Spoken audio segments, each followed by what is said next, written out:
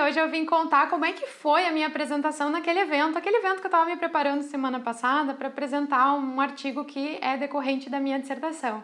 Vou te contar todos os detalhes de como foi a apresentação e quais foram as contribuições que eu recebi do pessoal lá da sessão. E vou te contar, Já te conto.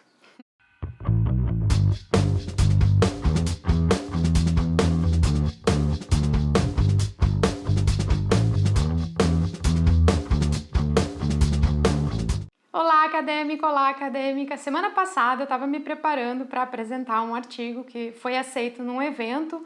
O evento é o Encontro Nacional da Associação Nacional de Pesquisa e Pós-Graduação em Administração, o ENAMPAD. Eu estava me preparando para poder, então, apresentar na sessão o artigo meu que foi aceito. A minha sessão era a última do evento, era na sexta-feira, às 4h15 da tarde, se eu não me engano. Me preparei, deu tudo certo, minha apresentação estava tudo ok, tudo tranquilo, no horário certo estava eu lá, conectada, fiz tudo bonitinho, certinho. Então, eu não sei se eu sou um imã de eventos atípicos, vou chamar assim, né? Mas o professor que estava alocado para ser o coordenador da minha sessão, ele não foi avisado pela organização do evento de que ele precisaria coordenar aquela sessão. Logo, ele estava ocupado, ele não pôde participar, ele seria a única pessoa que teria lido o meu trabalho para poder, então, dar contribuições.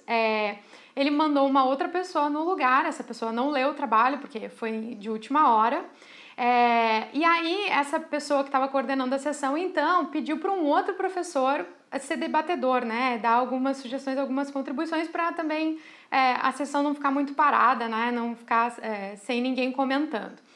A minha apresentação foi tudo ok, fiquei dentro dos minutos certinho, fiz a minha apresentação, até aí nada de novo. Mas, na hora de receber os comentários, eu me dei conta de um segundo ponto que, na minha opinião, falhou um pouquinho na organização do evento, né? O meu trabalho era qualitativo e ele estava alocado para uma sessão que só tinha experimentos e pesquisa quantitativa. Então, todas as pessoas que estavam lá não tinham muito familiaridade com o método que eu estava adotando no meu artigo, sem falar que ninguém leu, né? Então, fica mais difícil ainda de poder contribuir com um trabalho que a gente não leu, só baseado na apresentação.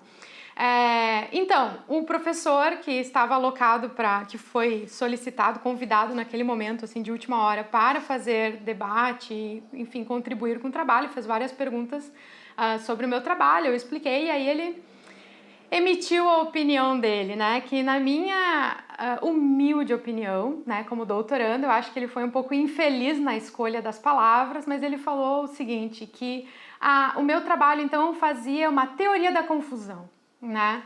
Na hora, quando eu ouvi isso, né, fiz essa cara assim do tipo, ok, professor, muito obrigada pelas suas contribuições, tem uma coisa que eu aprendi, né, na academia, fazer essa cara linda assim, obrigada, professor, muito obrigada pelas suas contribuições.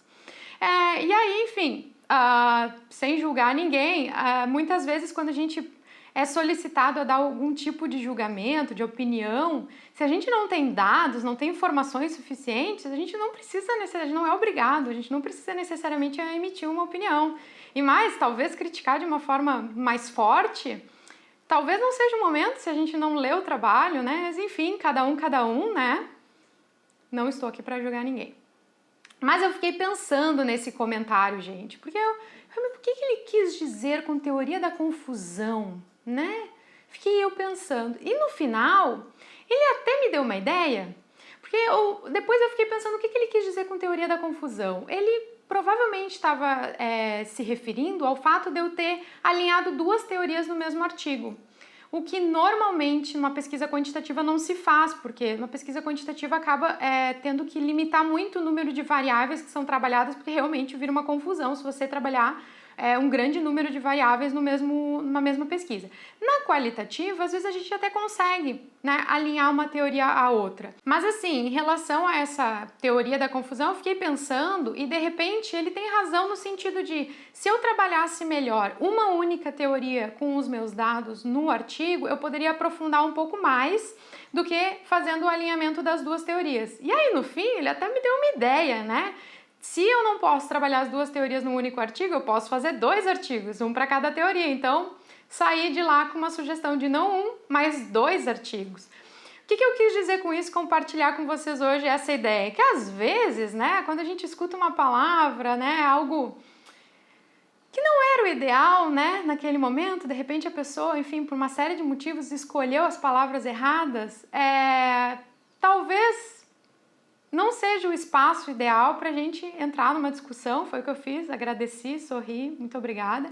E depois a gente tem que pensar sobre as críticas de uma forma de, ok, não gostei do jeito que falou, mas vamos tentar entender e se dá para tirar alguma coisa de positiva daqui. Em último caso, se não desse para tirar nada de positivo, eu ainda ia ter uma história engraçada para contar para vocês, né? Então, assim, pelo menos isso, né? Pelo menos eu tenho histórias engraçadas para contar, senão eu não ia ter nada de bom nada de engraçado para vir aqui contar para vocês, né? Ah, foi tudo legal, foi. Elogiaram, ah, que bom, deu tudo certo. Não, isso é legal, pelo menos eu ainda fico com uma história engraçada para contar.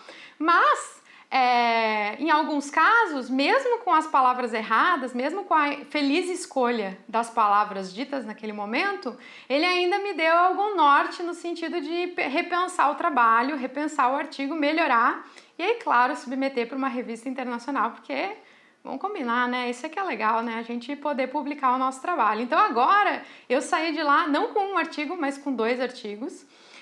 Vou trabalhar então para dividir, né? Tirar essa teoria da confusão e fazer uma teoria mesmo. Teoria da confusão foi o nome que eu dei para esse vídeo, para a gente pensar em, de repente, assim, né? A teoria da confusão nas críticas, né? Acho que valeu também um aprendizado no sentido assim, se a gente não tem informações suficientes para emitir um julgamento sobre o trabalho de alguém, de repente a humildade pode vir agora, né, no sentido de, ok, que legal o teu trabalho, muito boa a tua apresentação, baseado na tua apresentação eu posso te perguntar isso, mas infelizmente eu não tenho mais como contribuir porque eu não li o teu trabalho. Ele poderia ter agido dessa forma? Poderia. Ok, ele me deu uma ajuda meio que indireta, né? Seguimos felizes. Mas eu queria compartilhar com vocês então essa situação engraçada que eu passei e agora eu vou trabalhar então no artigo, nos 2 artigos agora, né, para poder melhorá-los e submeter então para uma revista científica internacional. Vamos ver o que acontece. Acho que agora a teoria da confusão vai deixar de ser teoria da confusão, vai ser teoria mesmo e aí eu vou ter mais chances de publicação. E aí, me conta, como é que tá indo a tua pesquisa? Você já passou por uma situação dessas ou não? Como é que tá indo? Deixa aqui nos comentários, eu adoro saber. E se você não tá inscrito no nosso canal, já aproveita, já clica aqui embaixo, já se inscreve, né? E se você gostou do vídeo, claro, deixa o seu like, isso nos deixa super feliz e nos motiva a continuar vindo trazer essas histórias engraçadas, vamos dizer assim, né? Enfim, coisas da vida. E a gente se encontra então no próximo vídeo. Até!